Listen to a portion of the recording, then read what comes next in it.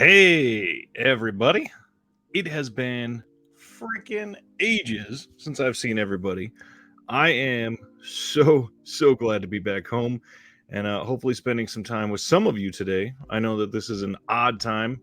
I can't even remember if I've streamed around this time on a Monday before. Probably not. But hey, I got 2 weeks of Reconnected to do this week. So, what better time than as soon as possible to do this first one? Once we get some people in here, we'll get started on that. And I just wanted to give a quick heads up that I've got some videos coming out, going over the con, everything that happened there.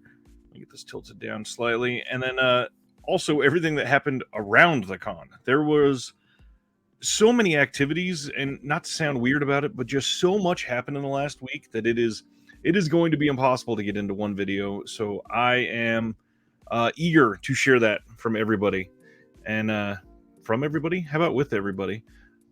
Eric, my friend, I've missed you on here. Anthony, glad you delayed your film to come hang out with us.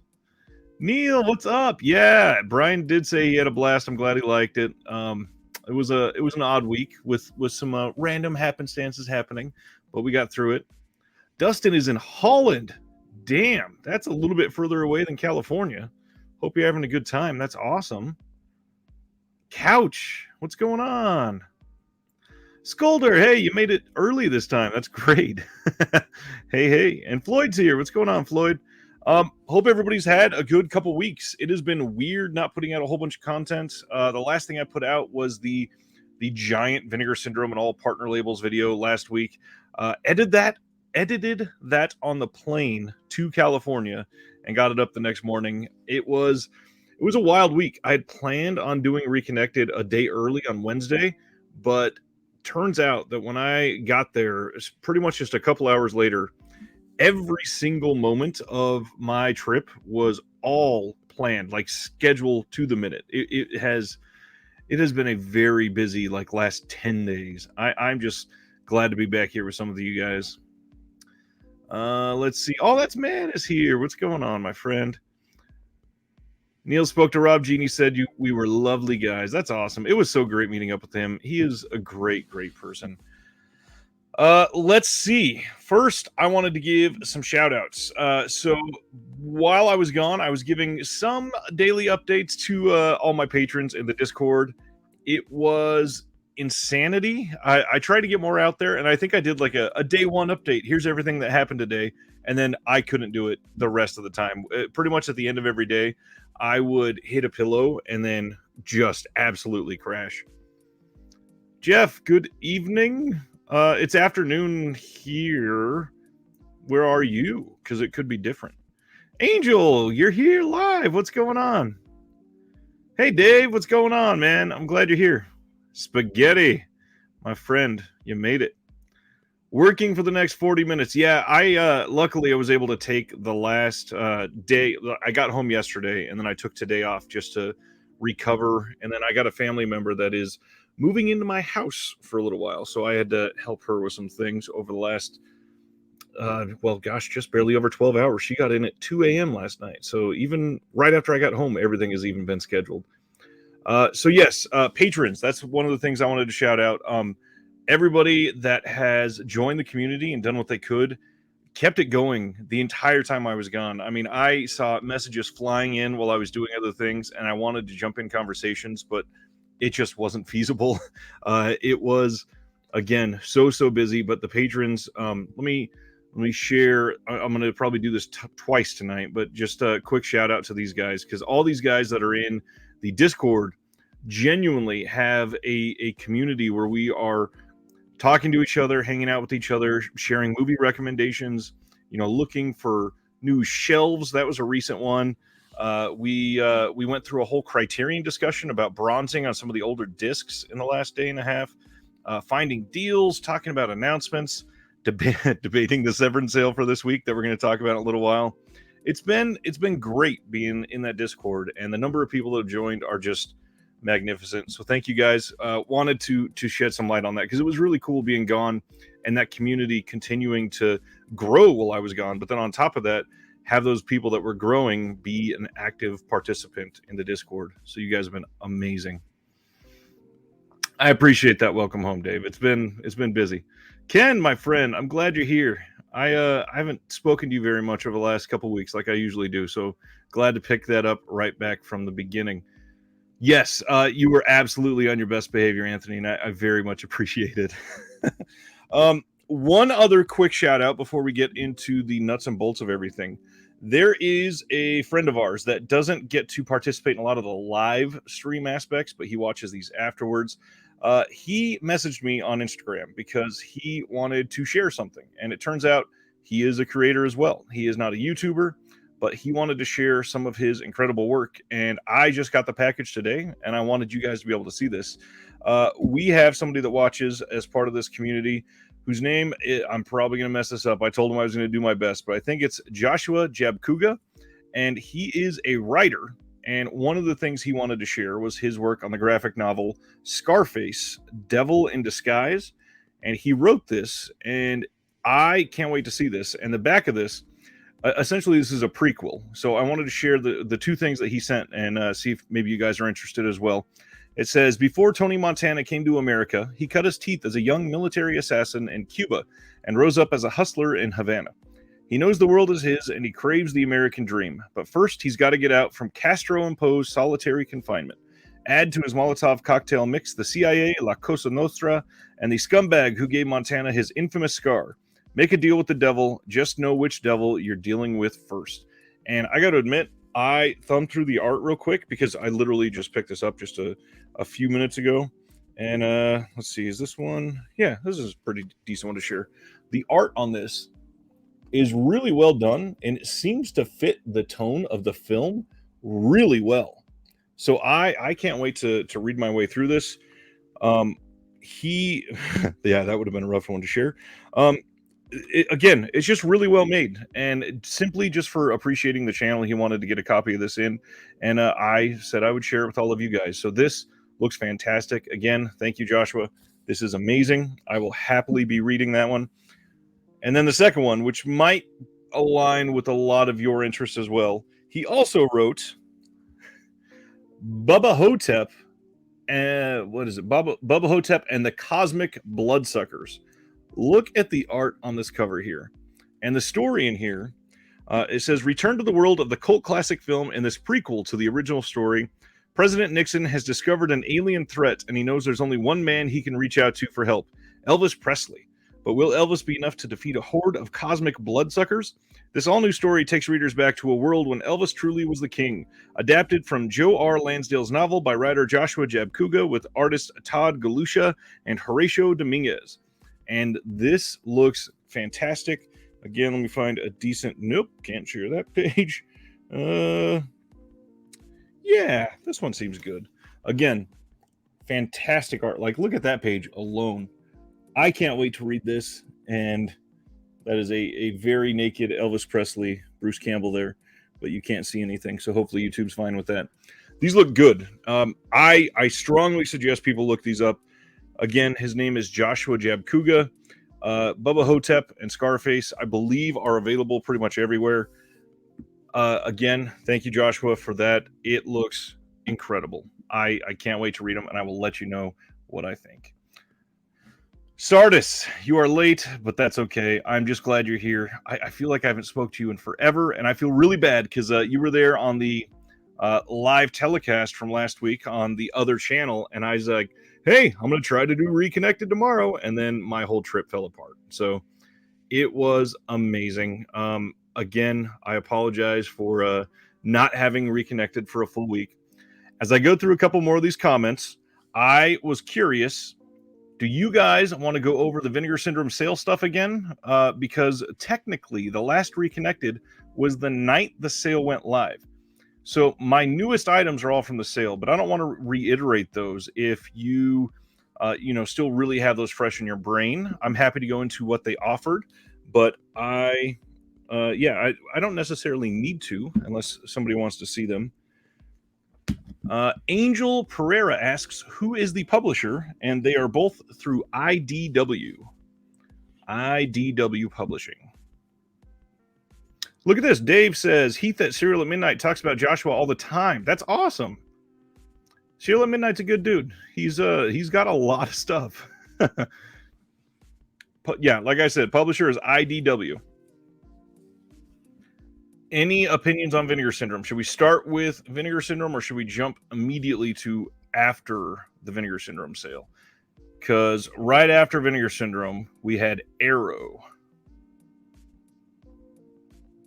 Just curious.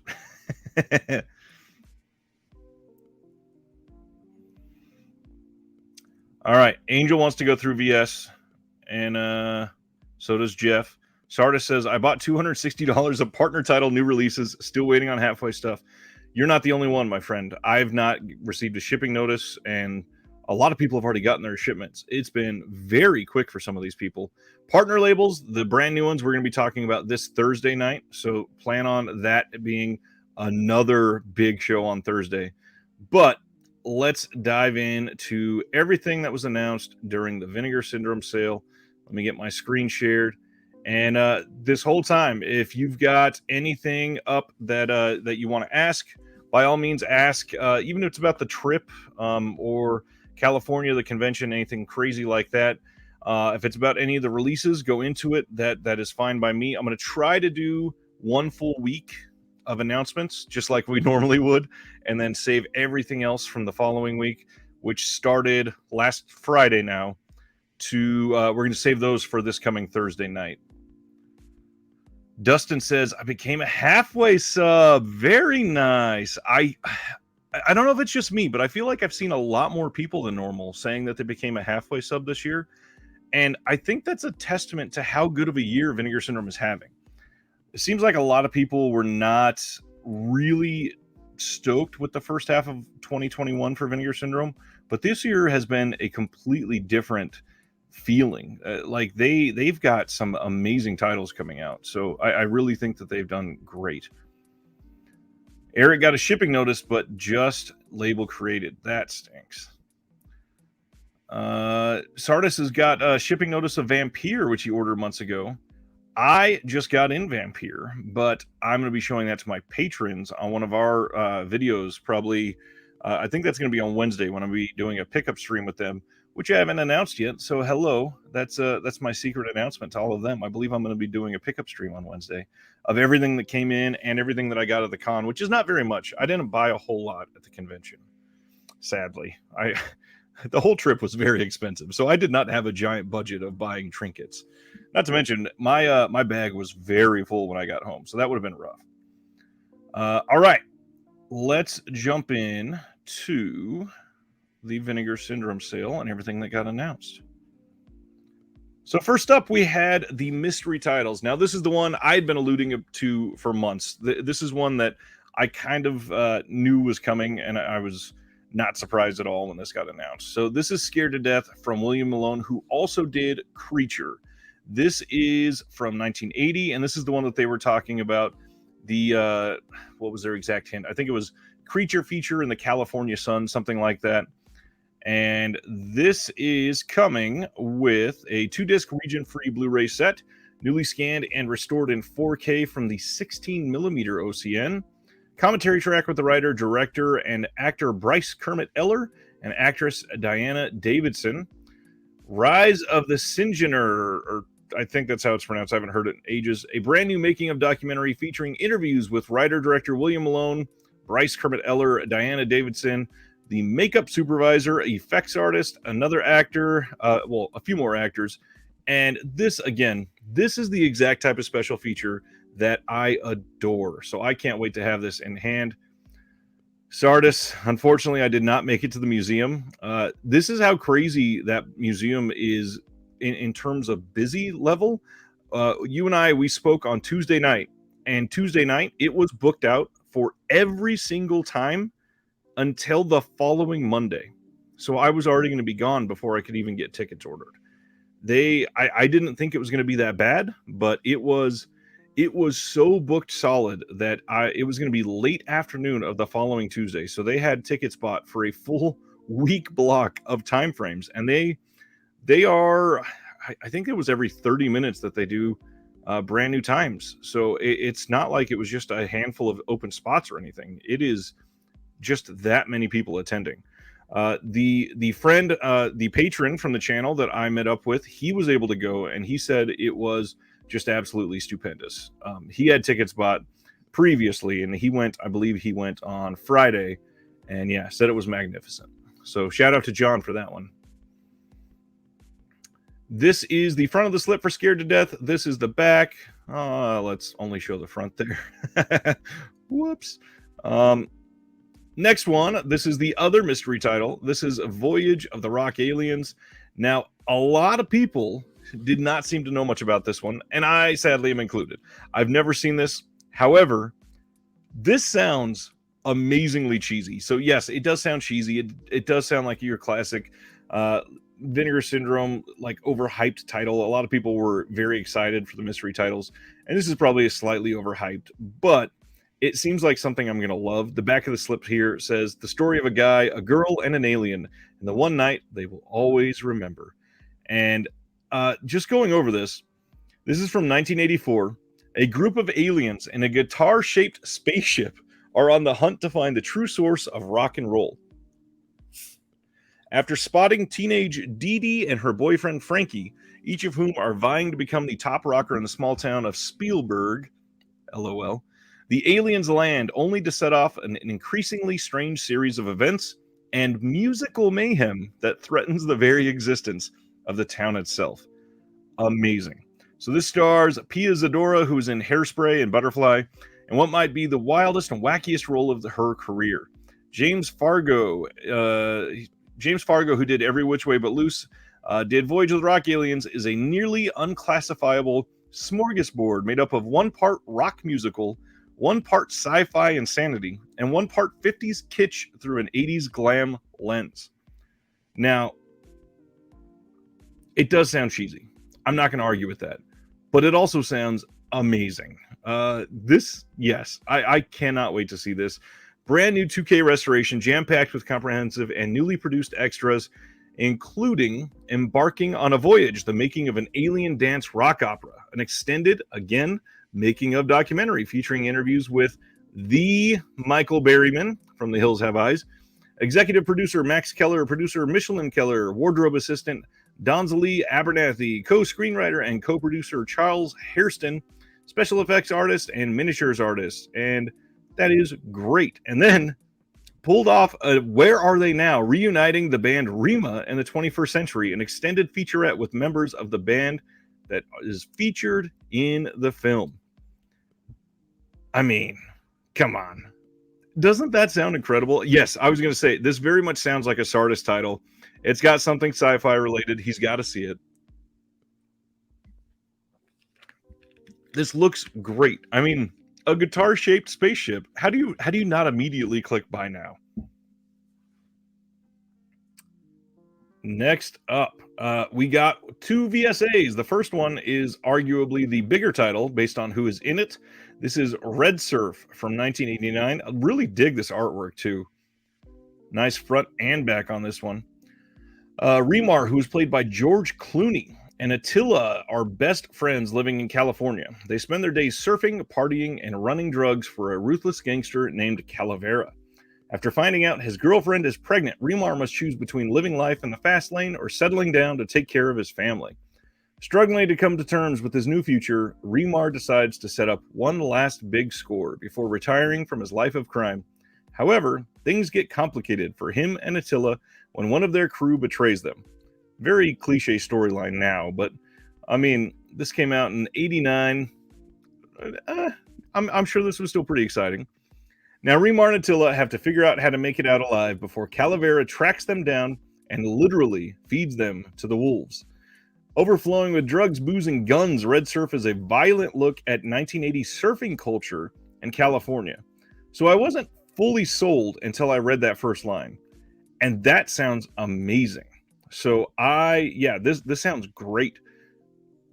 Featuring a surprise early performance from George Clooney as the drug-addicted Remar in one of his first leading roles, as well as strong performances from Doug Savant from Teen Wolf, 80s heartthrob Dee Dee Pfeiffer from Vamp, and Kiss singer bass player Gene Effin Simmons Vinegar Syndrome Archive is proud to present this piece of punk rock cinema for the first time on Blu-ray, scanned and restored in 4K from the OCN.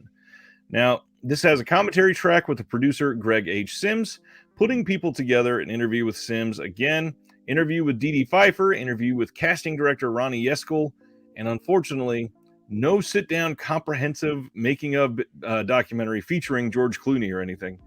How amazing would that have been if Vinegar Syndrome could get Clooney to sit down for new extras for Red Surf from 1989? That would have been amazing. But obviously, that is probably a very expensive ask in a year when people are already complaining about prices. So Red Surf from 1989 is one of the two VSAs. Thanks for streaming early, says Bifer. And I normally can't because my kids are at home and busy and keeping me on my toes, but they're at summer school for now, although they're probably about to get home. So trying to get this through as much as I can before they start terrorizing everything. It's 10:30 p.m. when I sign on Thursdays. That's late. I agree. That makes perfect sense that you're not able to watch then. I honestly don't know how I'm able to stay up so late on some of these nights. The show on Tuesdays is even later. We don't start that one till 9 here, which means it would be 11 where you are. It gets very late. I made a cameo appearance in Chaos's Monsterpalooza video. I haven't even seen it yet. I've been busy all day today helping that family member moving in. Yeah, I met up with Chaos. It was a good time. We were supposed to go get some dinner, but did not work out, unfortunately. I got to meet his whole family. The other VSA is the one that got a lot of complaints from people. This is Expect No Mercy, featuring Jalal Mary and Billy Blanks, which clearly they got some sort of package deal for the last few VSAs that they've put out. And I understand it to a point, but at the same time, how much? I think this was $27.99 during the sale, something like that. $28 for 3 different VSAs featuring Jalal Mary and Billy Blanks. I feel like they could have made that a box set, and maybe I'm being a little cynical there, but it seems like a lot of money for Jalal Mary and Billy Blanks titles.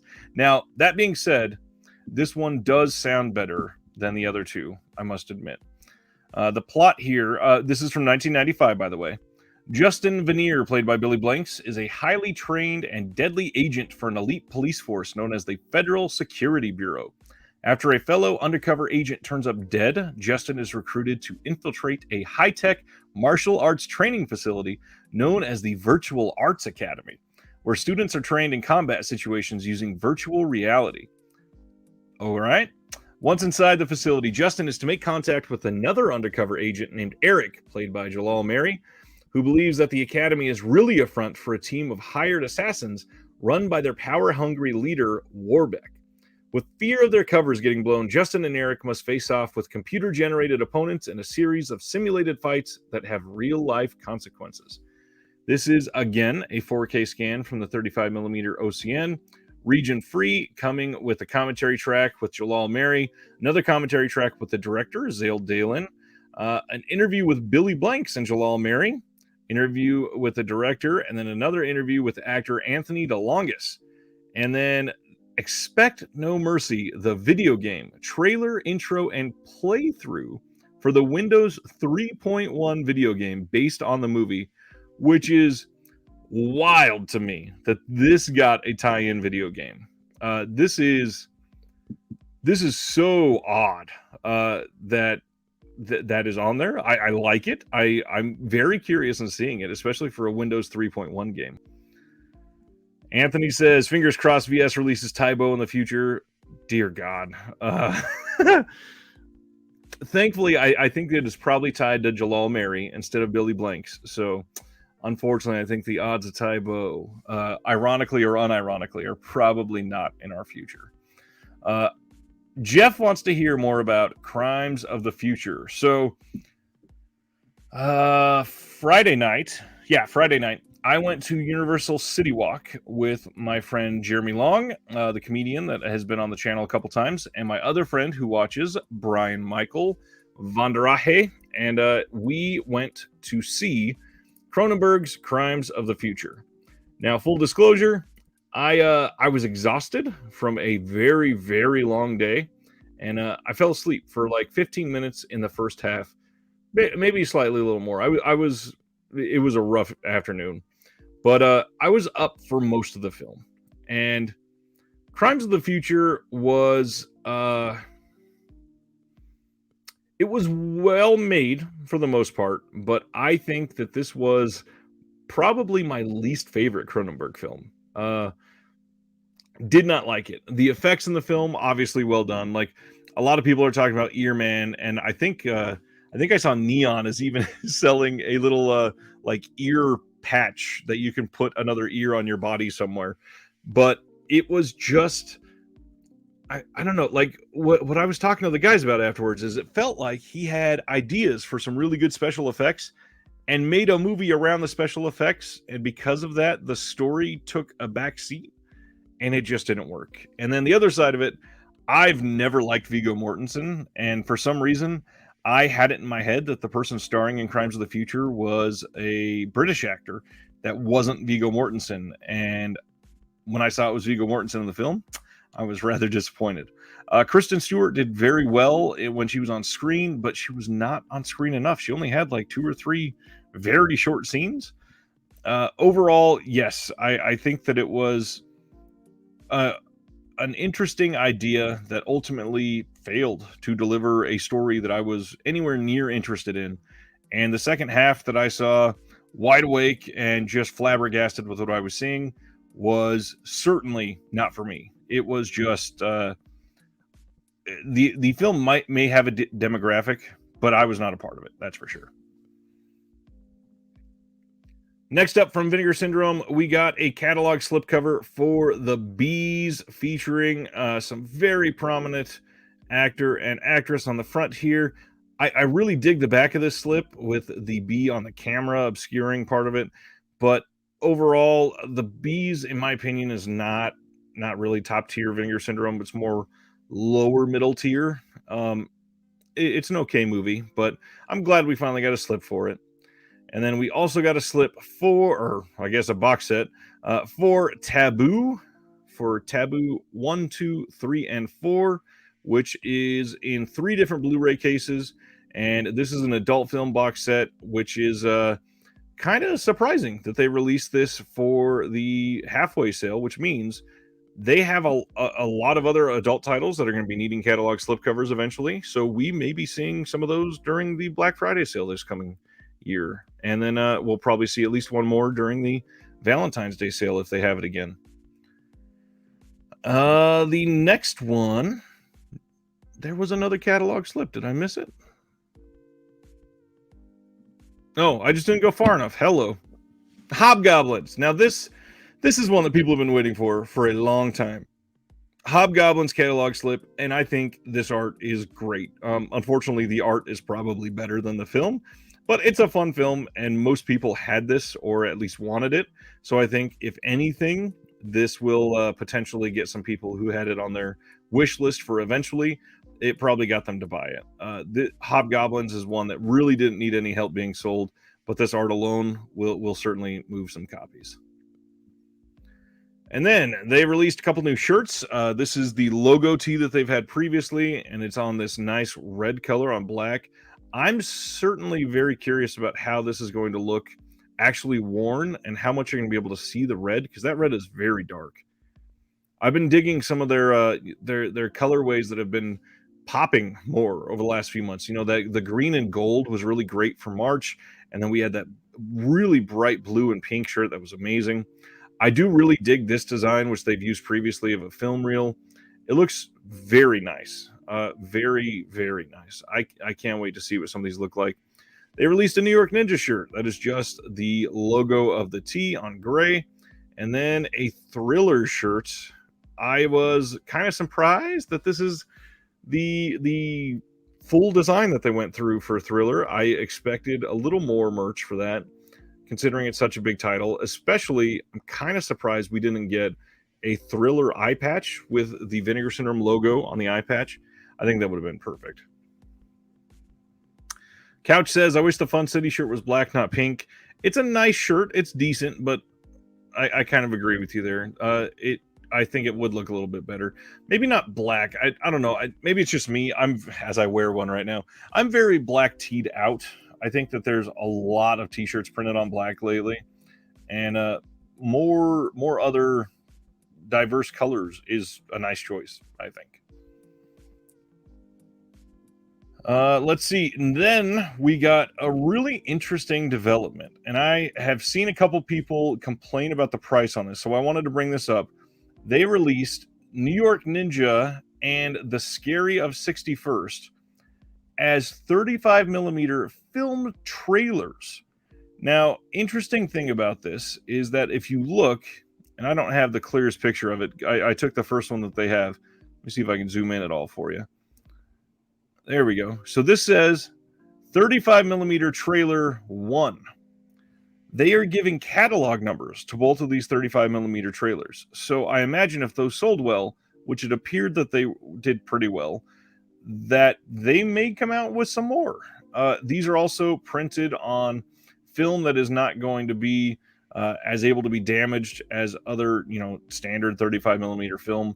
I can't remember the material that they were actually printing these on, but they look nice. Nice little box that you can store on the shelf with the movies. If you happen to have a projector, you can easily play this. If you really want to go out of your way and do something very cool, if you have a theater that still plays film, a lot of those theaters will happily play some of your film. If you come in at an off time, or you rent out the theater for a little while, what you could do is rent it out for like a birthday. And a lot of the theaters have been doing like $200, and you get a whole theater for yourself, and you get to pick the film. So if you got somewhere that can do that, you can probably go through and play your trailer or trailers if you happen to get both of them, and then choose a film for afterwards. And I bet they'd be willing to work with you. Sardis says, who has a 35 millimeter projector at hand? I agree. I don't think that this is something for everybody. I don't think that this is a piece that they expect to be, used widely. I think that this is one of the examples of people. I think this is one of the examples of Vinegar Syndrome falling into the collector mentality. And I do understand that some people have brought that up about other aspects of Vinegar Syndrome. Now, I don't always agree with their take on that, but with this one, it certainly seems to be the case. I don't think that's necessarily a negative thing. If you want to buy it, buy it. If not, speak with your dollars and don't buy it, and they don't do it anymore. But there are some people that buy literally everything that Vinegar Syndrome puts out. So I don't remember if these sold out before the end of the sale, but yeah, these look nice, at least in the hand. It's something like, I don't have a projector, and I think they did 100 of each of these, and maybe there are 100 people that have 35 millimeter projectors that they still use. Maybe some more. Who knows? Next item, we finally got a Viewmaster reel for Flesh for Frankenstein. Now, last November, I brought up, where is the Viewmaster reel for Flesh for Frankenstein? They had previously done one of those for the other 3D title, and that was one of the reasons that they said they were doing it. So I'm glad that they did it for this one. It just feels like it's late. They should have done it back in November. And then they started putting out some enamel pins, which look really nice. I love enamel pins. I've got hundreds of them myself. These look really great, really good designs, especially this one. We got a drive-in collection set of pins. A lot of people, again, complained about the prices on the pins, but good enamel pins are very expensive. They're usually $12 to $15 ish, and these were seemingly properly priced. That's about all I could really offer for those. Then we got a lot of hints for the second half of 2022, which, again, as I just mentioned, a lot of people have subscribed to Vinegar Syndrome for the second half. So let's go through some of these. In the first half, if the first half of 2022 was mind-blowing, wait till you see what else is in store. This July, so we already have our entire package for July. Here's what it is. we are proudly presenting Michael and Roberta Finley's legendary Bigfoot horror Shriek of the Mutilated on Blu-ray for the first time and fully uncensored from a new 4K restoration of its long-lost OCN. Plus, we're dipping our toes into Jess Franco's vast filmography with the Blu-ray debut of the Red Lips films, Kiss Me Monster and Two Undercover Angels, both exclusively restored from their 35mm negatives. And to round out the month, we're bringing the Cynthia Rothrock classic Righting Wrongs to Blu-ray, presented in multiple cuts. It's the first of several Hong Kong genre picks we have in store for later this year. I know a friend of the channel, Foo for Thought, or Sean, was very excited for that one. He expected that during the halfway sale. I did not expect that one yet. Planet Mondo says, did I go over the Severin titles yet? Not yet. We are still behind. Very behind, actually. This is still from 2 Thursdays ago. So we will get to some of the Severin titles, I promise. And I actually have the Severin site up so that we can go over some of the sale titles, because unfortunately, even though all of May was dedicated to Vinegar Syndrome, my time has been shorter than expected, and some of the things that I had planned for Severin are probably not going to pan out for this month, and I feel really bad. But I do plan on getting some Severin things out at least before the sale. But it's coming up this week, so I'm going to have to be quick, that's for sure. What's going on, Sam? How you doing? Jeff says that pin is more expensive than gas by a little. Oh, man. Speaking of, gas in California is wild. That was one of the first pictures I took just because I could not believe it. Here in Kansas City, it's bad, but it's not California bad. We are still just under $5 a gallon here. And I saw a price in California that started with the 7, and I could not believe that at all. Okay, so the big thing, they just said there are several Hong Kong genre picks in store for later this year. That is incredibly exciting to me. Then our 5th Forgotten Jolly set will be unveiled in August, along with the 4K UHD debut of a studio-owned 70s drive-in horror classic. In September, we'll be unveiling the World 4K UHD debut of an iconic 70s horror film, along with World Blu-ray debuts of a couple 80s deep cuts. And then in October, we're going all out and presenting Tobe Hooper's Texas Chainsaw Massacre Part 2 on 4K. That one says, alongside a diverse trio of horror gems, including Euro classics from the 70s and 80s, and another major 4K upgrade, which, I mean, that is going to be a huge October. And if they are putting Texas Chainsaw Massacre 2 in 4K in October, November is going to be massive this year. Then it says, finally, in November, we're working on another colossal collection of horror and exploitation classics, including our 2nd installment in the Homegrown Horror series, which will have Moonstalker, which was previously released by Code Red, I believe, and 2 other deep cut slashers, along with 4 other major gets, among them several Blu-ray and 4K debuts. It's sure to be a whirlwind of cinematic delights. Now, if this does not get you excited for the second half of the year, there is not much that can, because the amount of things that they are putting out is absolutely ridiculous. And that's why I fully stand by the subscription. If I know it's a lot of money, I know that it's a lot to pop down at once, but if you can swing it, it is such a worthwhile time to literally get everything at the sale price when it's released, and even cheaper technically, because you're getting box sets for the same price of a regular Blu-ray release. And it has been worth it for every year that I've done it. And I just can't wait to see. And the growth that they've had this year, it does sort of scare me for what the subscription might cost for 2023. But again, the growth has been monumental. I mean, they're putting out Texas Chainsaw Massacre 2 in 4K. That is huge. Plus everything else. But obviously, a Tobe Hooper film like that took some money to license, I guarantee. Sardis says, I'd rather spend that money on partner titles, and this is the only thing that I can't really argue with. I fully agree. And the hard part is to get the partner titles the cheapest, is to be a subscriber. So Obviously, if you're only going to get partner titles, it doesn't make any sense to be a subscriber and get that discount because you're still going to be spending more on the subscription than you would saving. But it really is nice to get everything at even the partner labels, literally sale price the day that it's announced. It's fantastic. Oh, and the partner label slate, by the way, incredible, completely incredible. They have been as exciting for me as Vinegar Syndrome, and some months even more so. And that's kind of hard to do lately with how much Vinegar Syndrome is pumping out of just incredible titles. Let's see. I think that's all Vinegar Syndrome. It is. So Imprint had a sale. It's over. So we're going to skip right over it. Arrow put out Flatliners in 4K. This is coming August 2nd. And this is no surprise. They had the most obvious clue in the world for this one. And pretty much everybody knew that they were doing.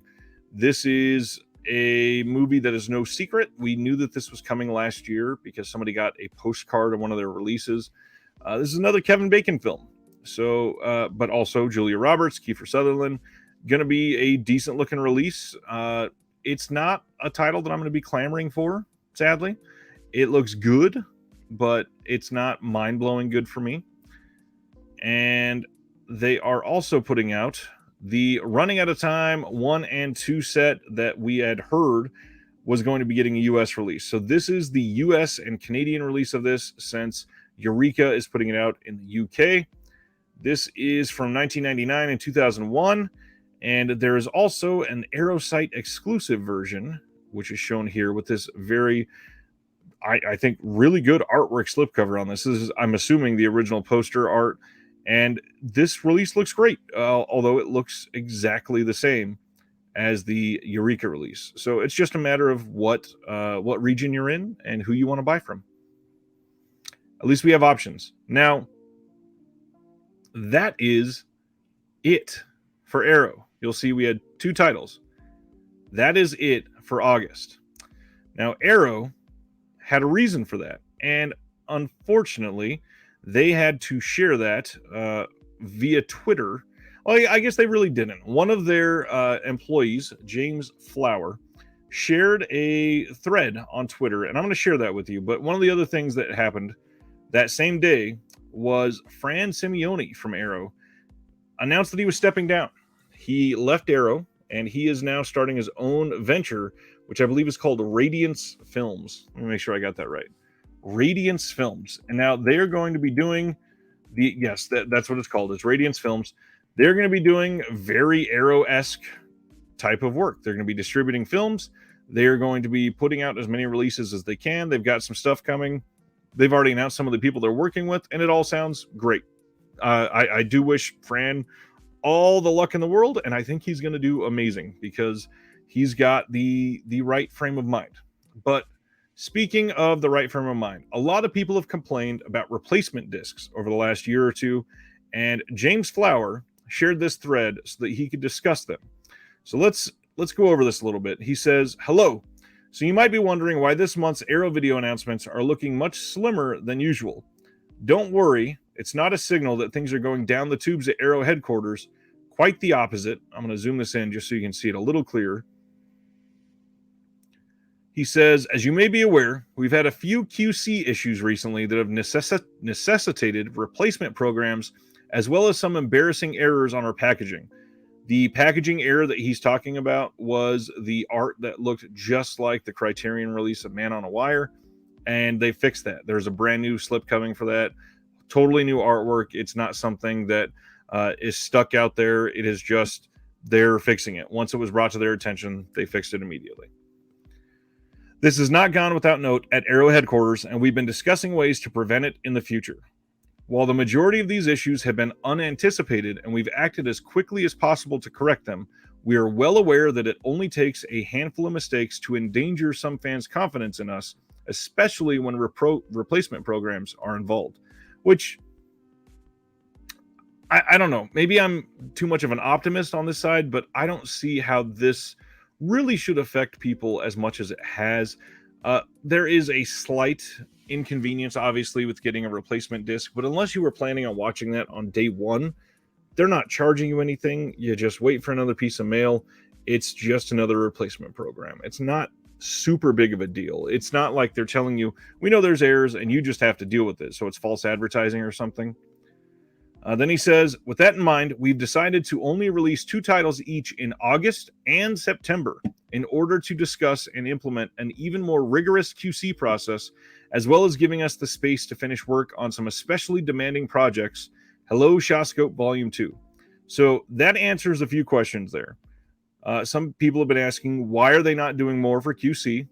They are now. This is something that they are trying to do to make sure that they are not doing this again and again and again, which has been a problem, obviously. The other question people have been asking, where is Shawscope Volume 2? But it turns out they just weren't ready for it. They were trying to, they were probably trying to rush it a little bit, but with all of the mistakes, they realized they should not be rushing it. So they're not going to be putting that out when they had expected, which I believe was June, and we're in June now. So that was on the hints that was put out last December for this year. So obviously that's not happening in June, but we should be getting it probably by the end of the year. I'm assuming it'll probably be another December release.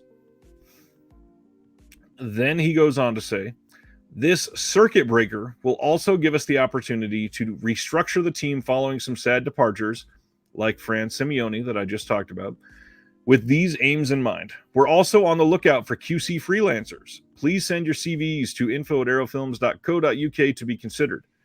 This was actually a really cool thing for me to see. He was willing to point out there that there is a lot of talent in the community that likes these pieces that they're putting out, and they would be willing to pay people to QC their work. That is that's big of them to be able to say it like this. So I liked that. Jeff says, I can be a tad optimistic. Unfortunately, you are very correct. My dog is yapping at somebody loud. Will this mean that we'll promise that there will never be any mistakes or replacement programs ever again? Of course not. And they shouldn't. So I'm glad that they didn't. Sometimes these things are truly beyond our control, but we recognize that there are weaknesses in our current workflow and are doing what we can to fix this. That's probably the best thing they could say about it. We hope this goes some way to repairing any damage to our reputation and customer goodwill. We care very deeply about our releases, providing the best experience from top to bottom, and take it seriously when we fall short of this aim. We'll be back to our usual size schedule in October, which work is already well underway on. The coming year should be our most exciting yet. I mean, they kind of had to say that, of course. Otherwise, people are going to walk away anyways. With something to please everyone, including some of our most requested titles. And then he included a Hellraiser GIF, which don't know if that was meant as a clue, but some people definitely took it as a clue. And that is all that he said. Now, so yeah, I feel good about this, but at the same time, I hate that they feel led to say something like this. It does show that we have enough people in the community hounding them, saying things that are truly very, very negative to lead to something like this. I'm willing to bet most people watching this are probably not those types of people. So thank you for not being that type of person, but it does suck that we have other people associated that love physical media that can be that sort of vocal and not great about it. So I don't know what I'm going there. I do think that they are looking to have a very good next 18 months. And by first says, tape my eyes open, I will QC for free. While I agree, they were looking for some very specific pieces of experience that you could point out, like actual QC that you are either familiar with, or the equipment that you use, the way that you could give very technical information. So I think that it's far above my capabilities. I can look at a screen and say, this looks very good. That's about all that I can do.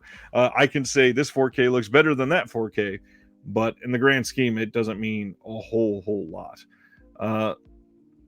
That being said, I do think that they are well on their way to fixing some of this, and I sincerely hope that they really overcome it and come back stronger than ever. Now, that being said, I do think there is a big elephant in the room, and that is the fact that they were still majority of their shares bought by the Hut Group. And I think that that alone has caused a lot of people to lose trust in Arrow Video. And they can't fix that because the Hut Group's not going to sell them now, of course. They are either making them enough money, or they think that turning this around is going to be a big enough deal for them that they will make enough money. And yeah, they're not going to invest into the infrastructure of merchandising on the back end using the same manufacturing process and then get rid of it. So I completely understand why they wouldn't. So that's about where we're at. So let's get back to sharing the announcements. Any questions about the Arrow, comments or anything like that, let me know. But yes, for 2 months we are only getting those 2 titles, and that's, again, I don't think it's a bad thing at all. I don't think it's something that anybody should be upset about. I think that it is gonna do well for them. I think that they are probably going to come out of this looking better to a lot of people, and clearly there's been some people that have lost a lot of faith in them. So we shall see. John is here, just popping in to say hi. Glad to see you back in business. I had to be, man. It's been too long. Thanks for spending time with me again in LA. Jeff says, would Criterion have addressed their QC issues in what seemed a transparent manner? I don't. This is where the argument is going to come, that a lot of these labels are facing these things, and that's why part of me doesn't think that this is really all Arrow's fault behind the scenes. I still think that the pandemic has a large bit of the pandemic probably still has a large bit of an effect here, because they can't test everything from home on every system. So it makes it a little more difficult to put out titles when you're working with, your acquisitions team based in one state, your manufacturing team maybe based in another country, your employees working on marketing in one area, and people that are getting these in and putting all these things together and testing them. It's hard when they only have one system at home, and they, maybe they're not as technical. So maybe they should be having different people do that. But there are some of these items that were problems, like the Al Adamson disc that was released with the original set. Well, not the original set, because we only printed once. So the disc that was presented with that set for, I think it was disc 8, I want to say, it just plain didn't work. You put it in your player and it did nothing. It didn't run. It didn't do anything. That's not Severn's fault. Whoever manufactured that, which for them at the time it was CAV, they either didn't test that disc, they put a different file on the disc than they were supposed to, or something happened. But Severn themselves, they didn't look at that disc and say, yep, good to go. Something happened there. So that is still happening on a lot of these. There are other things that are maybe more egregious, like what title was it? There's an Arrow title recently that had a bonus feature that was listed on the back of the case, and when you go to the disc itself, it was not there. However, if your player had a search function, you could still find it because it is on the disc. It's just not presented, which is an odd one, and you would think that that's something they would look for. So it's going to be a toss-up on some of these, of course. Anyways, that is Arrow. Let's go to the next one. This is Kino Lorber releasing another Chuck Norris film, A Force of One. This is from 1979. Chuck Norris, brand new 2K master. New audio commentary by action film historians Brandon Bentley and Mike Leader. And I don't really love Chuck Norris. I know a lot of people do. Don't really care too much about this one. If anybody has any opinions, please share them in the comments. Jeff says they addressed it, though. Not all labels can do and will. Agreed. I mean, Kino is on the screen now. They have royally messed up some QCE things in the past, like when Bring Me the Head of Alfredo Garcia came out. and people responded and said, this is not a brand new 4K remaster. This is the old master. And they said, "Nuh-uh, nope, this is what you're getting." And at first they denied it and said, that's all we're going to do. And then they were caught, essentially. Enough people complained and they had to replace it. So, yeah, it can be a good thing to do. I completely agree, Jeff. Next one, we got an exclusive for Scream Factory, which is an odd one to me. This is the 9th configuration. And speaking of replacements, the spine on this one is actually misspelled, and it says the 9th coin figuration, of course. Couch, I'm sorry. If this is the straw that makes you leave, I apologize. I really don't like Invasion USA. I don't know what it is. I can't grab onto Chuck Norris. I don't like John Wayne. I don't like a couple of the real big ones. Even Clint Eastwood. I'm cold on a lot of Clint Eastwood's films. A couple of the big ones are great, obviously, but yeah, I don't know what it is. So this exclusive is 1,500 units. This is done by William Peter Blatty, who did The Exorcist and Exorcist 3, of course. This one, I am kind of confused why this was an exclusive release. It really should not have been. This probably could have been just a standard release and not been a collector's edition and been great. The 9th configuration is a big film, but then they have actual features here. New 2K scan of the negative, audio commentary by William Peter Blatty, interview with William Peter Blatty, Confessions of Cain, interview with Stacy Keach. I don't know why all of a sudden my throat is making me want to cough.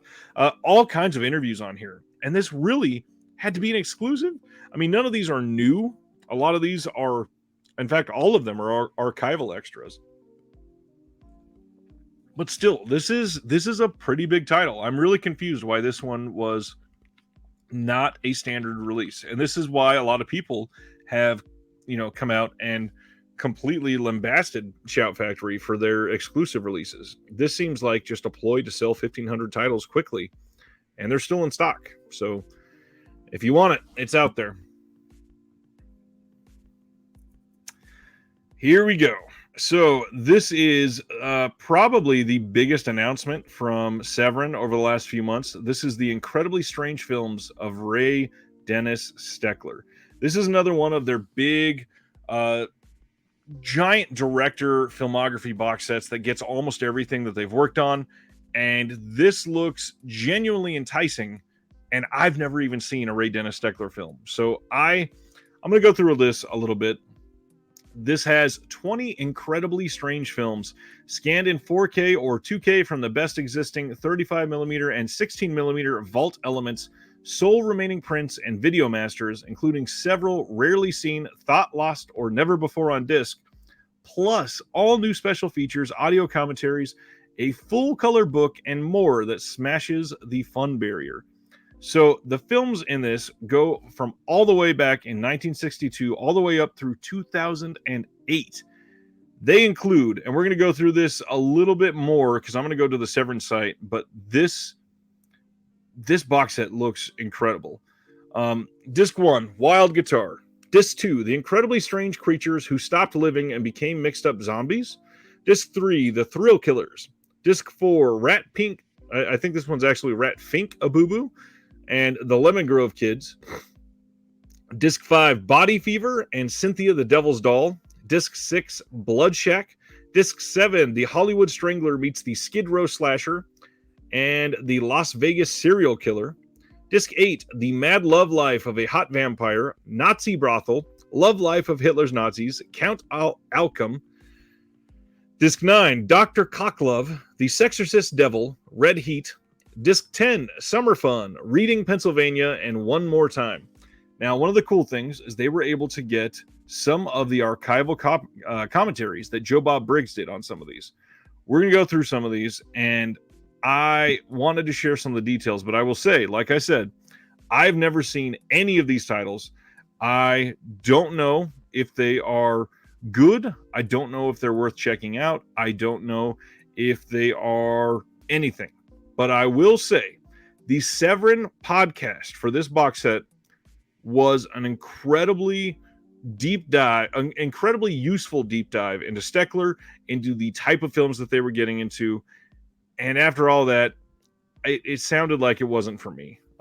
I have not purchased this, but I strongly suggest that if you are into this sort of thing, you will probably really enjoy this box set, because it sounds like, again, they put a lot of love and attention into this, and they really did some great work. And some of the stuff that they were able to track down, I mean, we're talking like short films from, the one called Reading Pennsylvania. It was just him essentially in Reading Pennsylvania. It's some weird random things, and that's just sort of the way that Steckler was. And you find that out when you go through the podcast. And again, perfect companion piece for this announcement. So let's go through the actual website for this real quick. New book in this is called The Incredibly Strange Filmmaker Who Stopped Living and Became a Mixed Up Legend, written by Zach Carlson, who also did Destroy All Movies and Bleeding Skull, a 1990s trash horror odyssey, with contributions by Charles Devlin. Some special features that I wanted to bring out on some of these.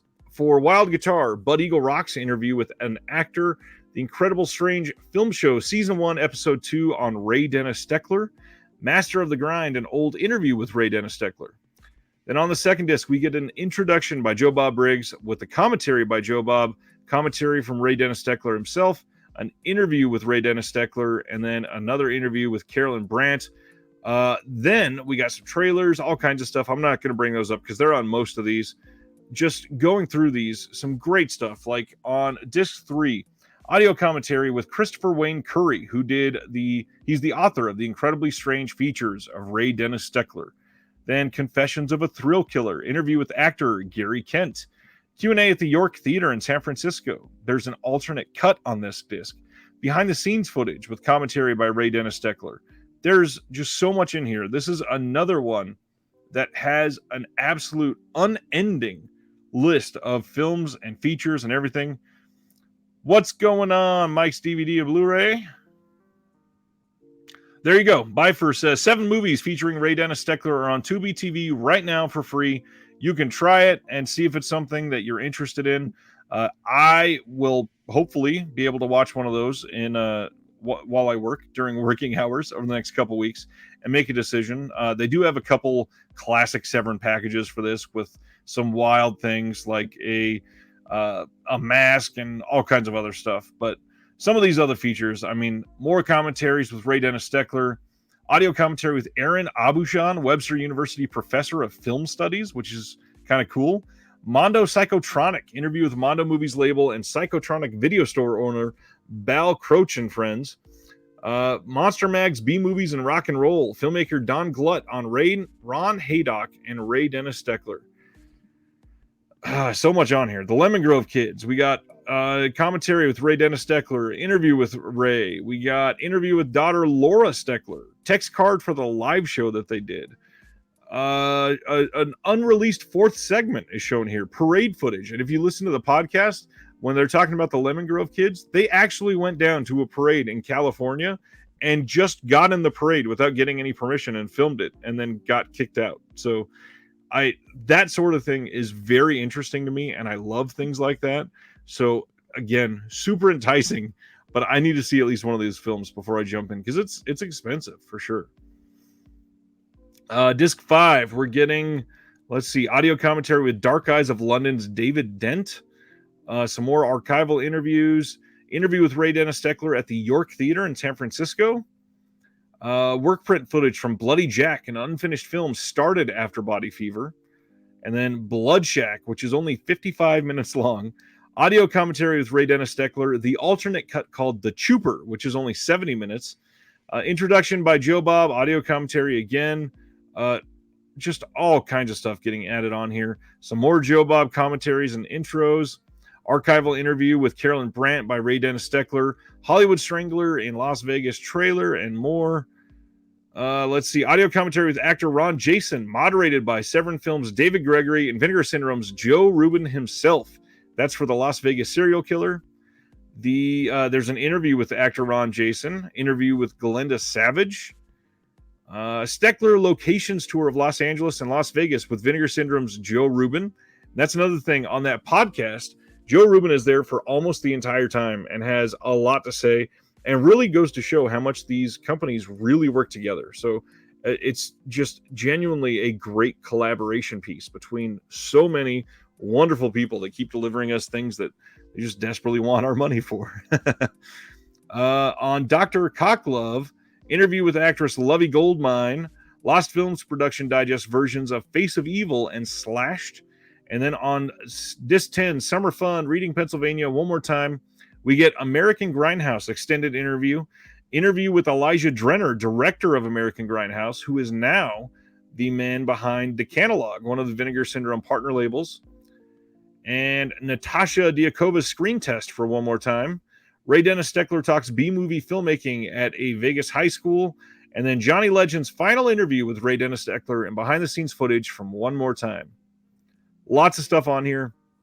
I will say this promo here that is sort of a trailer for the set, but it's long. It's like 7.5 minutes, and it is a very good eye into the type of film that these are going to be, and you get an eye on some of the extras too. So that should give you a very, very interesting look into the type of person that Ray Dennis Steckler was, and clue you in on if it's something you want to purchase. Highly suggest the trailer followed by the podcast, and that should be enough to really get you caught up.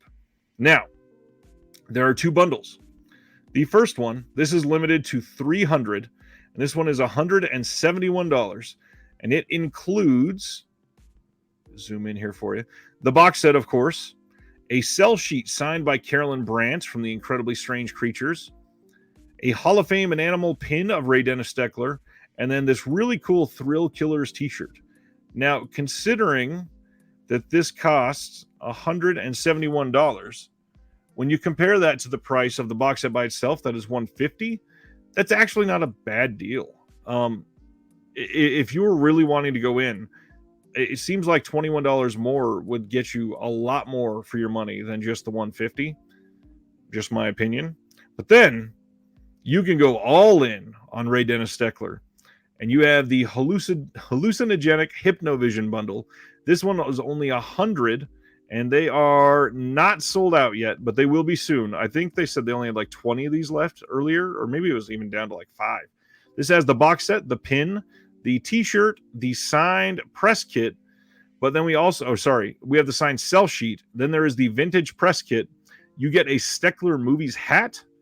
And then the big thing is this Cash Flag mask, which they only had 100 of them made. And this bundle is $288. So you have to wonder if the 3 little bonus items here that are not in the other bundle are worth $117 to you. Maybe this is the one you want.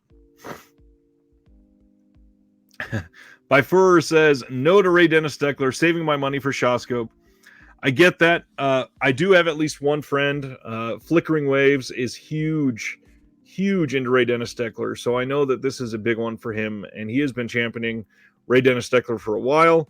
As soon as we got that this was coming, this was certainly on his radar. So Ray Dennis Steckler has his fans. That's as much as I'll say. I have never really been even been able to see anything. So I can't really make an opinion either way. But from what I see, I don't know that it's something that is going to entice me enough before it goes away. And by the way, speaking of it going away, I don't see anything listing it as being limited like the Adamson box set was. So I don't think if you are interested in this, I don't think you have to jump on this now. If this is half price in a sale like next June, that could be worth it. Although the MSRP on it is $220, so it's still going to be $110 if it's ever 50% off. It's still a lot, but you know. Sardis says, not for everyone. If you like campy films, they are entertaining. I don't want to recommend anyone on a $150 purchase. Probably check out Tubi before you decide. Completely agree there. All right. I think we got at least a few more. Don't even know what I was saying there. Let's see. Oh, wow. We still have a lot more from this first week. It's been busy. All right. From Kino, we are getting a Lonely Hearts. This is with Cliff Montgomery. Robert Ryan. Did I read that wrong? Yes, I did. Montgomery Clift, Robert Ryan, Myrna Loy, Dolores Hart, Jackie Coogan, Maureen Stapleton. This is from 1958, and I've never seen it. Again, blank spot on a lot of these classics, unfortunately. A lot of these Kino discs are the way I'm seeing these for the first time. But one I have seen, which I love, is Leviathan from 1989, the best year for aquatic horror ever. And we are getting Leviathan in 4K from Kino coming here pretty soon. This stars, of course, Peter Weller, Richard Crenna, Amanda Pays, Daniel Stern, Ernie Hudson, and Meg Foster. This is going to be a big one. This is directed by George P. Cosmatos, who also did Tombstone and Rambo First Blood Part 2, of course. Leviathan, if you haven't seen it, the Scream Factory disc has been out of print for like a year or two now at this point. I see this one doing very well for Kino. This is a great movie. Highly recommend it. Highly, highly recommend it. Coming in the fall of 2022 from Discotek is Shogun Samurai from 1978. This bloody Kinji Fukasaku period drama classic starring Sonny Chiba as Jubei Yagyu will be released in Japanese with English subtitles, newly retranslated subtitles, improved over the earlier releases. This is going to have a trailer, and that's it. Not a whole lot on there. And this will be, again, fall of 2022. Anytime we can get more Kinji Fukasaku, I am in. All right.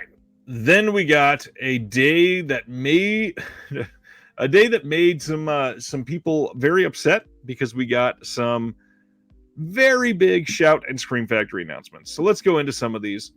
We got Belle in 4K coming from Shout Factory on August 30th. Suzu is a shy, everyday high school student living in a rural village. For years, she has only been a shadow of herself, but when she enters You, a massive virtual world, she escapes into the online persona of Belle, a gorgeous and globally beloved singer. One day, her concert is interrupted by a monstrous creature chased by vigilantes. As their hunt escalates, Suzu embarks on an emotional and epic quest to uncover the identity of this mysterious beast and to discover her true self in a world where you can be anyone. Now, I read that synopsis because a lot of people are loving this one. And this is one that many people just are not talking about. So I wanted to make sure it got some more love. It sounds like it's going to be a hell of a release. And the bigger thing, you can get the film elsewhere. I get that. But limited on this exclusive collector's edition release, 60-page book, a poster, 6 art cards, a sticker, promo events with Hosoda and cast.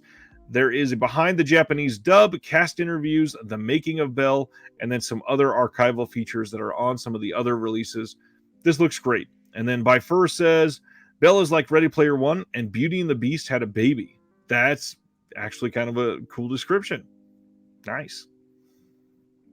Then we are getting the Bionic Woman, the complete series. This is coming on Blu-ray, not just DVD. This is going to have extras in progress and announced at a later date. I don't see them going too deep on extras. Maybe, like a couple hours worth. I don't see this getting, 30 commentary tracks or anything like that. This seems to be the way that they're doing like the $6 Million Man. So this looks like a decent release. And fans of the Bionic Woman can rejoice because not all of these get great Blu-ray releases. Glad this is coming out. But let's dive into the old out-of-print titles that are now coming out from Scream Factory. So we are getting Child's Play 2 in 4K. This is from 1990. This one just says extras in progress will be confirmed at a later date. This is a collector's edition, so it will come with hopefully a slew of extras. We are getting Child's Play in 4K. This will, they did confirm this will have at least all of the extras from their first release when it was on Blu-ray.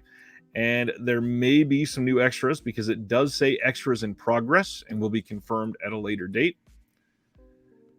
And we are getting Child's Play 3 in a 4K collector's edition release. Again, extras in progress. We'll find out later. This one's from 1991. I love that they're putting all 3 of these out. I've wanted Child's Play 2 in a collector's edition from anyone for a very long time. And now I just hope we get the rest of the series in 4K because Child's Play is one of the ones that genuinely holds up for most of the entire series. I think that it's fairly well done and one that a lot of people would be happy with. But if that wasn't enough, they're also putting out Red Dawn from Shout Select in 4K. This is coming with a set of those enamel pins that they've been doing. When I said, but if that wasn't enough, I was going to talk about the bundle, but we'll talk about that in just a second. Red Dawn, great title. This is from 1984. This has a new 4K scan, but all of the other features are exactly the same from the original release. The big way that they're enticing people is with the poster and those pins, and of course that it's in 4K. I'm sure this is going to look great in 4K, but this is probably one I'm not going to upgrade. It's got a great cast, and it's a pretty good movie. If you've never seen it, highly suggest it. Okay, let's talk about this bundle. So coming on August 16th from Shout Factory, we're getting a bundle with Child's Play 1 through 3 on 4K, plus a NECA figure, plus 5 posters. That's going to be their new art that they put out for the Blu-ray for Part 1, 2 of the original poster arts for Part 2 and 3, and then their new art for Part 2 and 3. You can see all 5 of them down here below. Or sorry, I said it was their new art. I guess it's the original art, which is nice. It'll be nice to have all 3 of those together.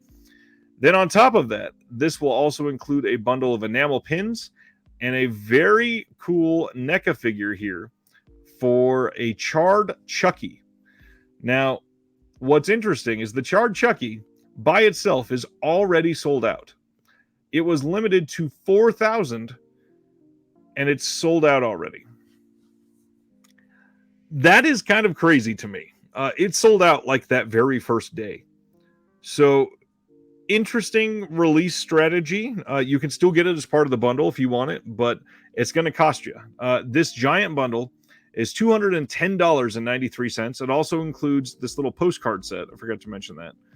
Now, these Part 2 and 3 will also have alternative slipcovers. So you're going to get 5 slipcovers total. So the price here. A lot of people seem to be upset with the price. Now, I do not think that this is grossly overpriced when you start looking at their original prices for individual items.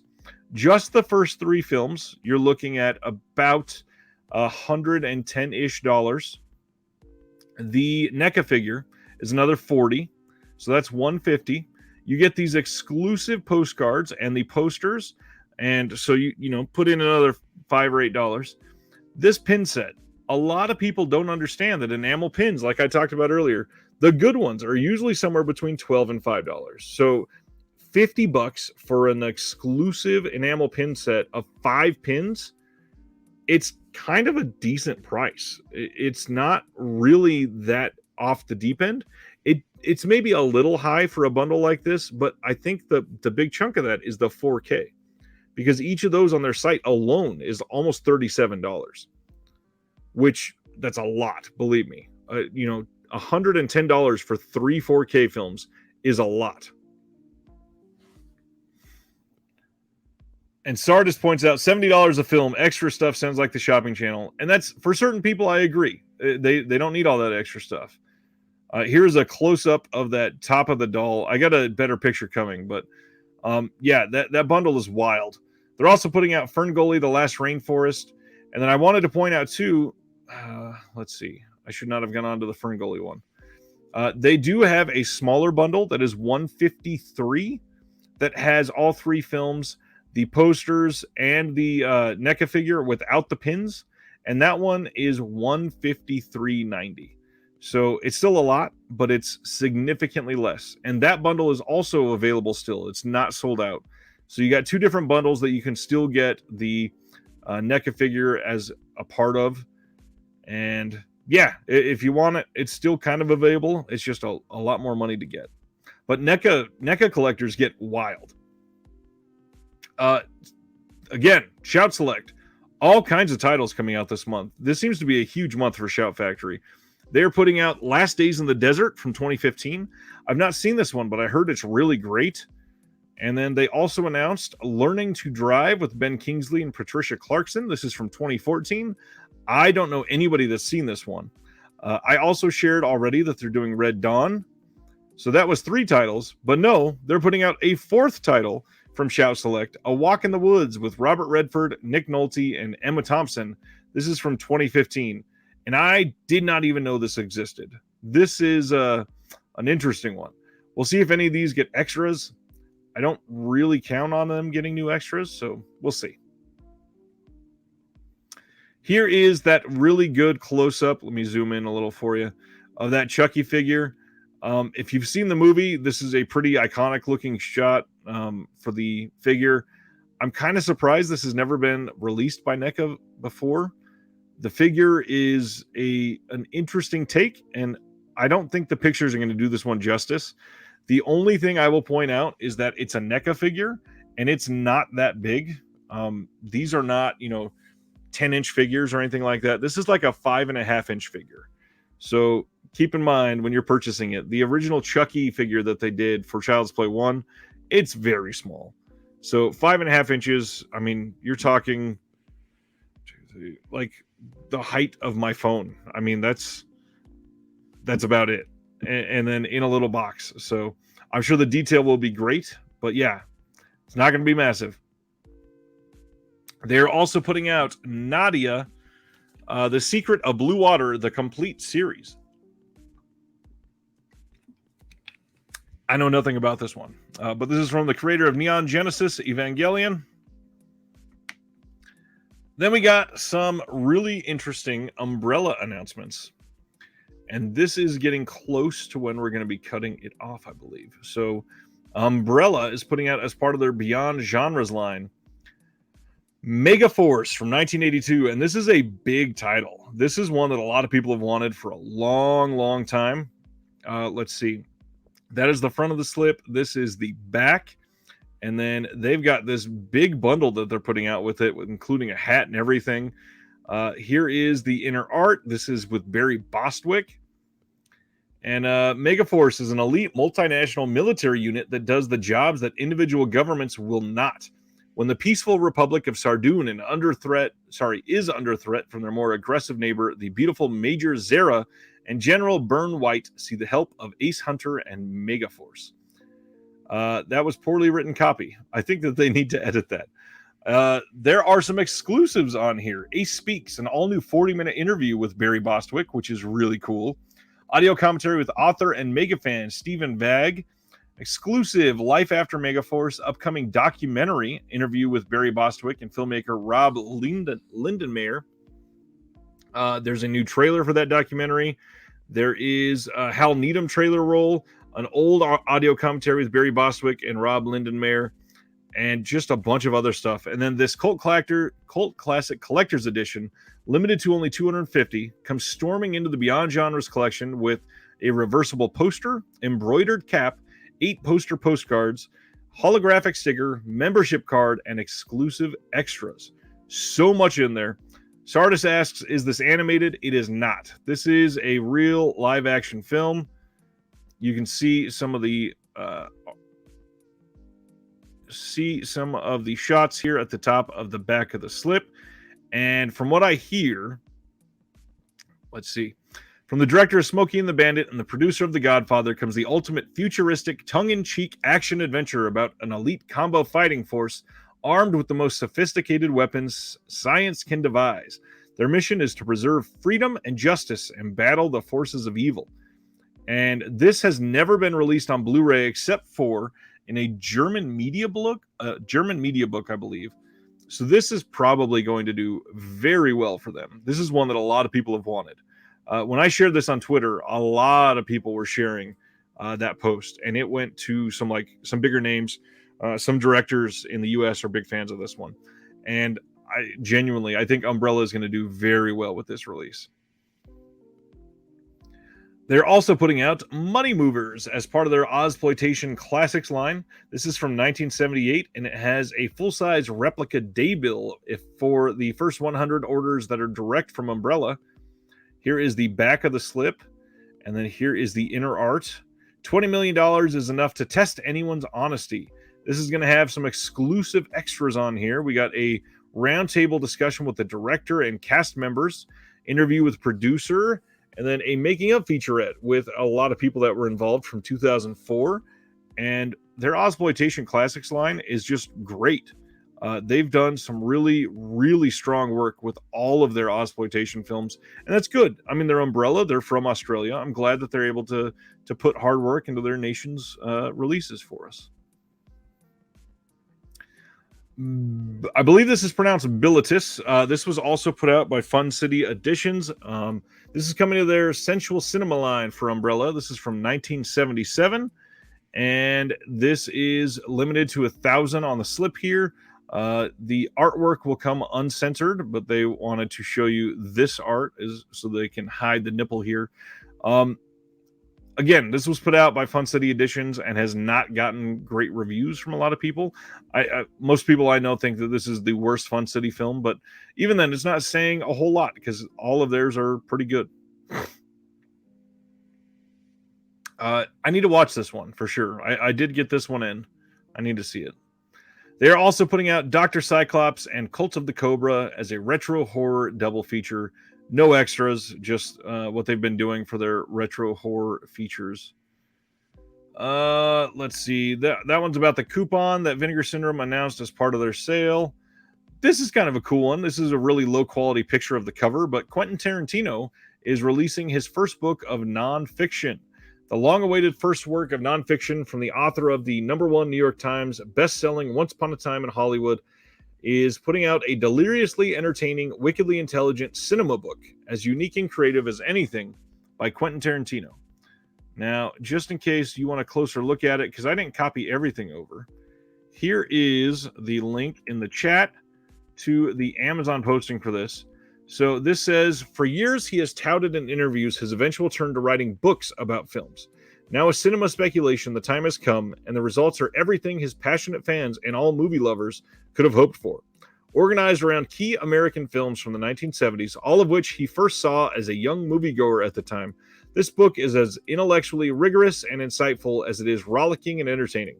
At once film criticism, film theory, a feat of reporting, and wonderful personal history, it is all written in the singular voice recognizable immediately as QT's, and with the rare perspective about cinema possible only from one of the greatest practitioners of the art form ever. This is one that I can't wait to see. He's also doing a podcast, like Couch said here, and it sounds like it's going to be great. It's going to be a very obviously Quentin Tarantino podcast. He's got a singular voice, and when he does stuff like this, again, kind of like the copy said here, you can tell that it's him.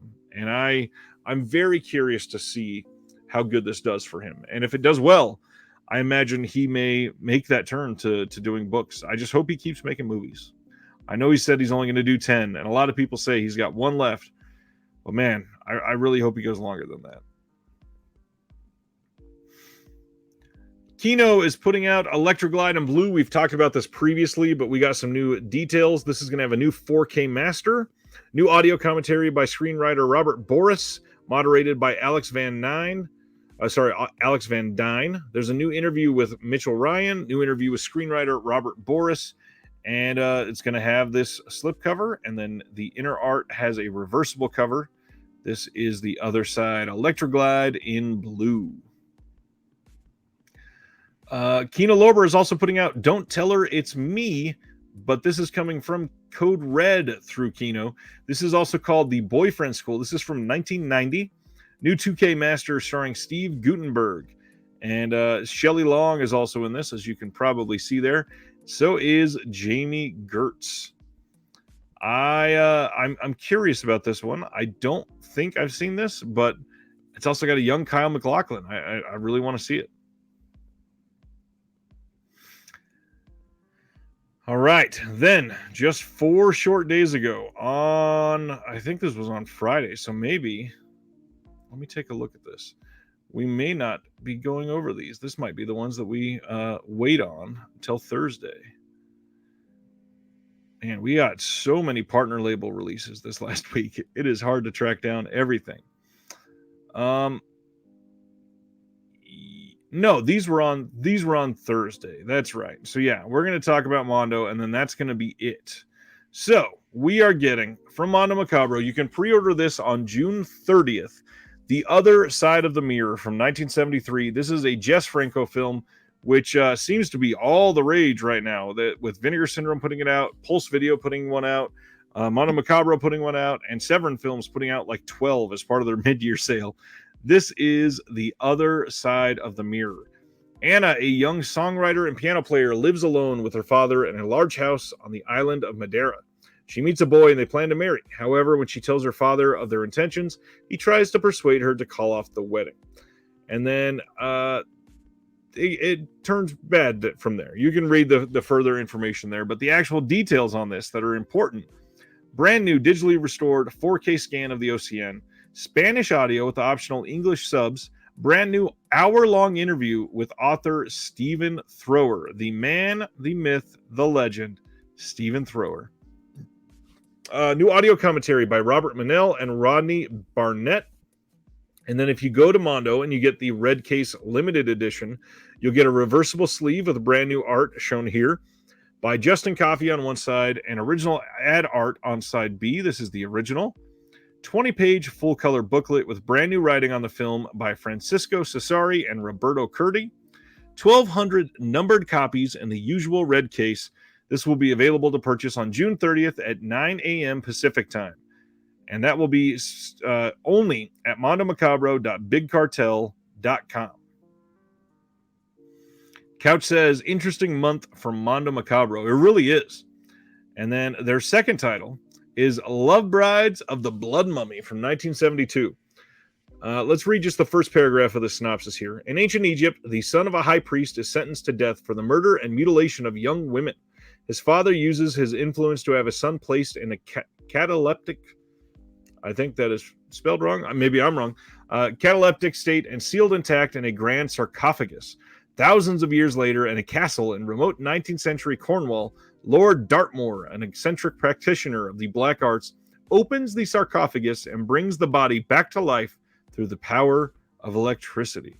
Available for the first time on home video anywhere in the world.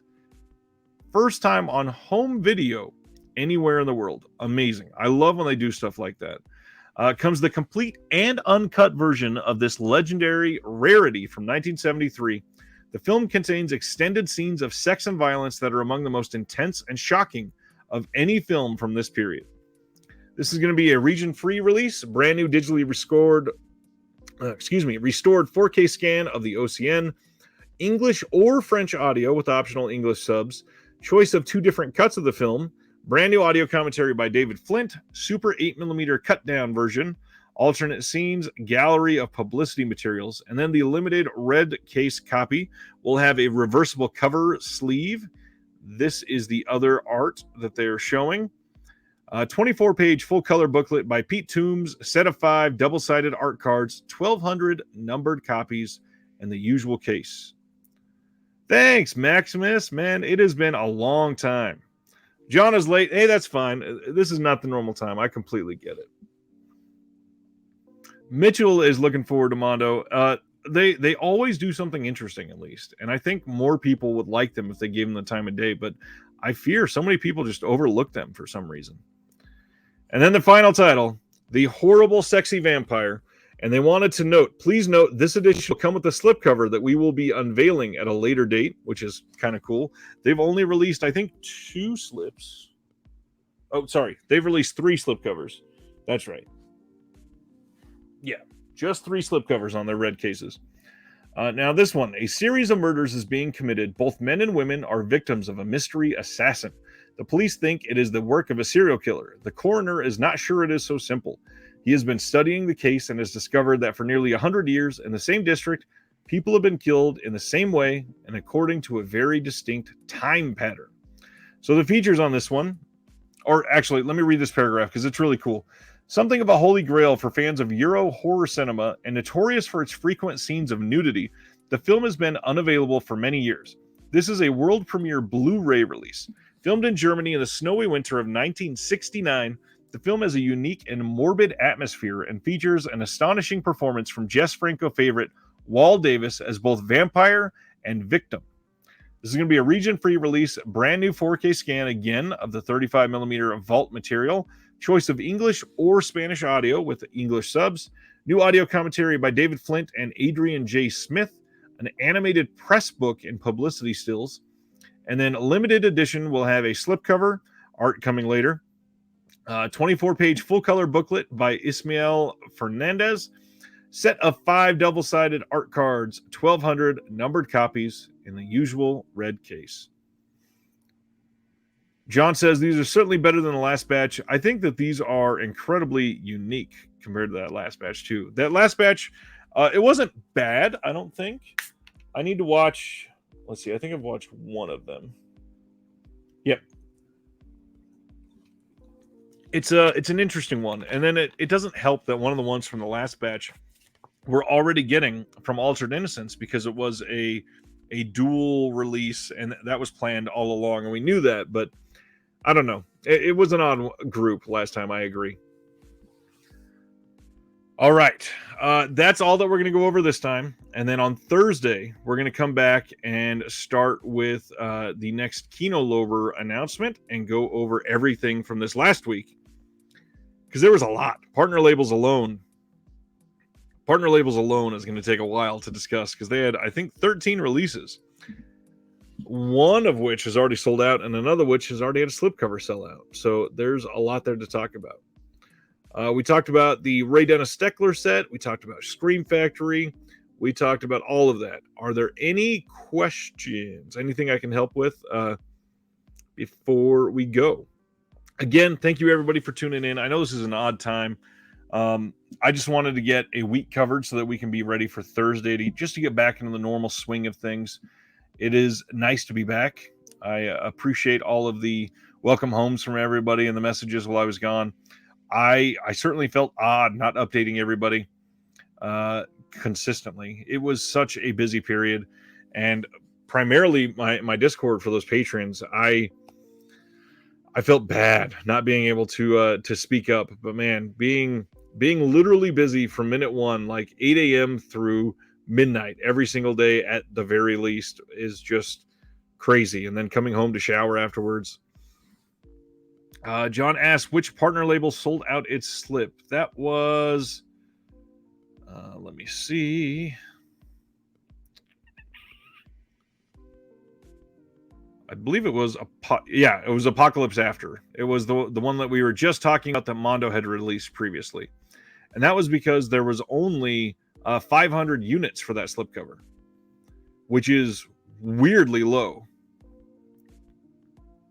Any opinion about the Thriller Anger? Oh, that's a good question, and I didn't post anything about it. I think the Thriller Anger is completely unfounded and ridiculous. The only thing that they were not transparent about is how many that they were going to release, but they warned everybody, even in the back, in the period of the, sorry, I should probably say what the anger was about from everybody. So those that didn't pay attention, Vinegar Syndrome released Thriller in 4K, and they sold through 10,000 copies of the limited box set that is going to come in one of their, 2 slipcovers in a slip box with all of the cuts of the film in 4K and everything. It was wild. It's going to be a beautiful set, and some people are already raving about it, the ones that have got it. Now, during the sale, they sold out of the limited edition, of which they had 10,000, and they immediately started selling a standard edition. Now, the people that were seeing that and were getting upset seemed to be upset that they may have waited to purchase if they knew that there was a standard edition coming. We knew that there was a standard edition coming. They told us that it was coming. It's not something that was a surprise to anybody. I think the only reason they were surprised is that it was up for sale immediately, which I think is kind of an odd take. If something sells out and they have another version of it, why would they wait? The only reason logically that you should be upset about that is if you were looking to make money on that first release, which if there were 10,000 copies of it sold, most people that are going to be wanting that film probably got a copy of it. And the ones that don't are going to be okay getting that standard release later. So I don't see why there's so much vitriol over things like this. Vinegar Syndrome, you know, they put out this wonderful release, and that made everybody happy. And they said the 4K cut of both cuts are only going to be in 4K on this limited edition release, and there will be a standard release to follow.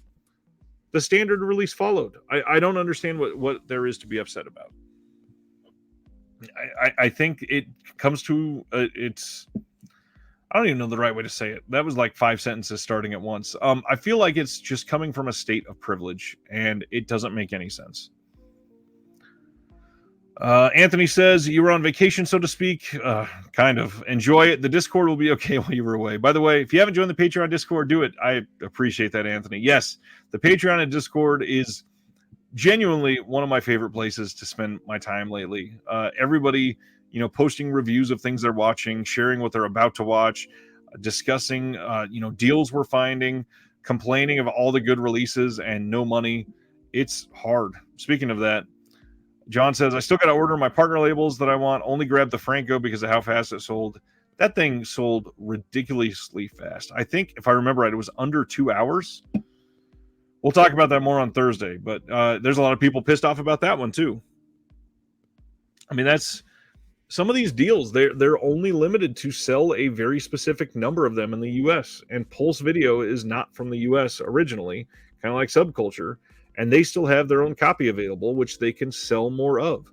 So, yeah, I don't understand all the anger that just comes from collecting for a lot of these people. It's wild. It's, I don't know. It's about spreading, you know, respect and love for film. And again, I don't know. A lot of people, the only thing I can get being mad about is that it was limited to 1,000, and I guarantee some of those went to people who are going to put it up on eBay for 3 times the price or more. I think it's already sold for more than $100, and people don't even have it in hand yet, which is ridiculous. But I don't know. That is as far as I'll go for that one until Thursday, at least. Any other questions? Once again, I want to just give a shout out and thank my friend Joshua Jabkuga, who sent me Scarface, Devil in Disguise, and Bubba Hotep, and the Cosmic Bloodsuckers. Joshua is the writer for both of these, and literally just wanted to share some of the work that he's helped create. So strongly suggest checking him out. I guess he is featured on Serial at Midnight sometimes by Heath, so seems like he's getting a lot of love out there. I appreciate him watching. I appreciate you watching. And if there's no other questions, I think we're going to give this odd reconnected a little early out today, and everybody can get back to their evening. I appreciate your time. Appreciate you watching. Thank you, guys. And once again, the last thing I'll say is a big thanks to the patrons. I shouted you out once earlier in the video, but you deserve more. You always do. Keeps this channel alive. Thank you, guys, and we'll see you all again live Thursday night for another Reconnected. But also, don't forget, tomorrow night on Disc Covering Cinema. Make sure you subscribe to that second channel. See you all next time.